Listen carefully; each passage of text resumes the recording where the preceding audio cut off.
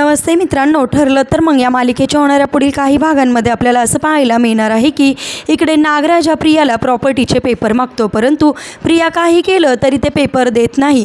त्यानंतर नागराज तिच्यावर चिडतो आणि तिच्या कानाखाली मारून ते पेपर तिच्याकडून हिसकावून घेतो आणि तिला धमकी देतो की इथून पुढे माझ्याशी नीट राहायचं नाही तर तुला कायमची संपवून टाकेल आणि तिथून निघून जातो।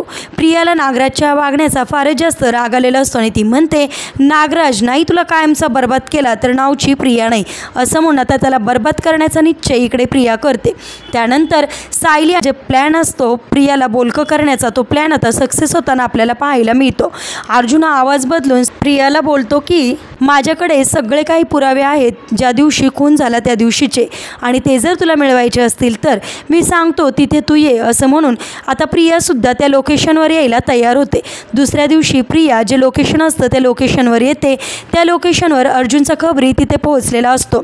आता त्या लोकेशनवर खबरी पोहोचल्यानंतर प्रिया त्याला बघते। आता प्रिया आणि तो खबरी समोरासमोर येताच आता प्रिया नागराजला बर्बाद करण्यासाठी आता नागराजनेच तो खून केला आहे तर सगळं काही त्या खबऱ्याला सांगेल का?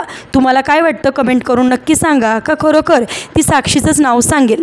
असेच मालिकेच्या पुढील अपडेटसाठी तुम्ही आपल्या रंजक मराठी चॅनेलला नक्की सबस्क्राईब करा। थँक्यू।